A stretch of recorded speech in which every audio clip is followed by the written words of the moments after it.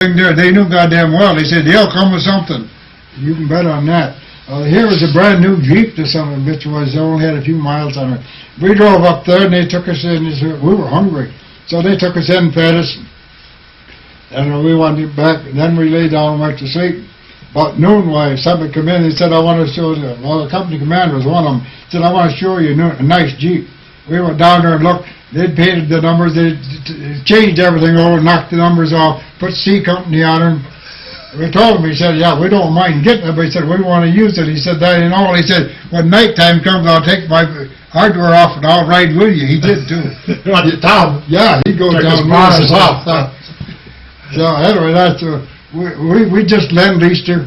Stole the General's Jeep. But, you know. Had all the equipment in it, right? We got shot, that's all. But you got shot where we were anyway. That was everyday occurrence. I had,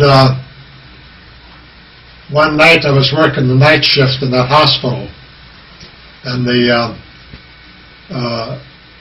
this first lieutenant, he was a doctor, in the medics, all the officers were doctors. And he was a real cranky one. He had me on the carpet one time. He censored my mail like I knew something the Germans didn't already know. And anyway, here's something you can take with you. We were carrying wounded into the tent. He was trying to sleep in his tent, see, and it was empty. And he just chewed us out. And don't you bring anybody in here anymore tonight. He ripped into us, and I was looking at this. It was a guy that outranked him by quite a bit. He was a major or colonel or something. And I see his tag. He belonged in that tent. So I nudged the guy I was working with, and we showed him that on his tag, and we picked him up and carried him into that tent. And this guy comes off his bed and starts ripping into us again. And this guy sits up on his stretcher, and he belonged there, and he just read this guy off. Well, I tell you, it felt so good to see him get his once.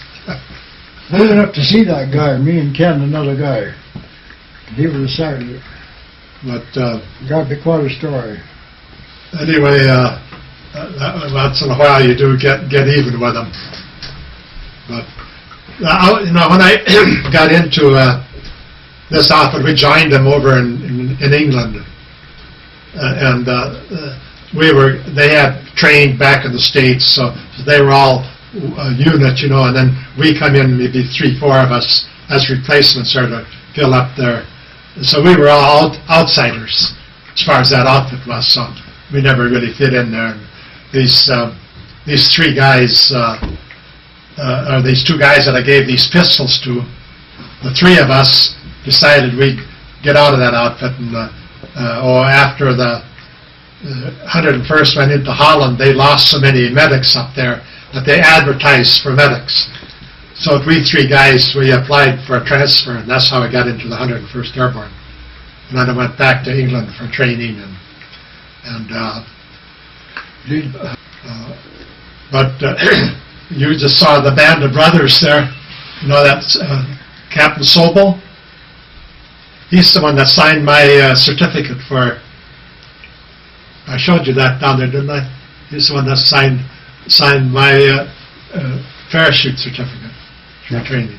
What do you have to do to get the parachute training? We had to go back to England, and we had a crash course there, and we made 5 parachute jumps in one day, and then we were qualified.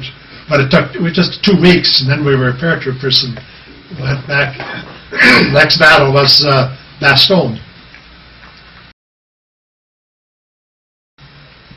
I was over to Bartell's one time, and if I'd have saw it, I'd been okay, but I didn't see it. One of these little Piper Cubs came over, and we're standing there. There's a hog, we call it a hog water there. Low spot, there's water in it. The ducks and chickens get in it, and the pigs will roll in it. We're standing there like that, and it's kind of embarrassing to me. But a little plane come over, and he says, "Well, God damn it, during the war, when you hear that." The dive bombers come down there, 500-700 miles an hour, and they drop their bomb, and they're on their way up when you hear that noise. And I just got back a little a little bit. And anyway, I heard that, and Jesus, I dove head first in that goddamn shit, you know. And they knew I was crazy and they were scared of me. Some of the things I done, but some of the things I done every day, you know. You're still a little gun shy.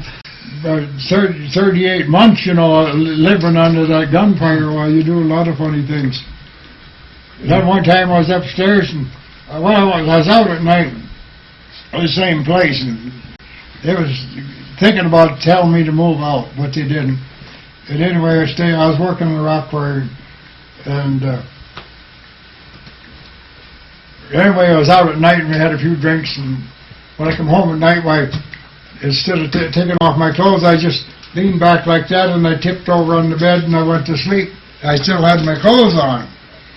Well, in the morning, Sam come in and he told me something when the kids in to wake me up. Well, he did, but he said I didn't say nothing, I didn't move. And I was dreaming, I was having a nightmare. I didn't know it. 2 Germans had me cornered, you know, and one had a bayonet here, one here, and my thinking was, how am I going to kick this son of a bitch in the nuts and roll at the same time and get away with him? About that time, hey, he said, and he gave me a poke, and he said, I come off of that bed, and he said he never had anything come so close to his chin in his life. And there's a plywood front on the bed, and she's, I cut my hand all the way off on that. He told the kids, don't you ever go in that goddamn bedroom again when he's sleeping. He was having a nightmare. But you'd have a nightmare, you know. I had a lot of them for a while. Had that bayonet on him. Another thing would bother me bad, too, is you drop a silverware or pan or something like that. Yet today, I'd be home and I still, once in a while, I guess I'll jump. I ain't too bad, but I do it once in a while. He finally got over most of that. No, I got over most of it. I got over pretending, put it that way.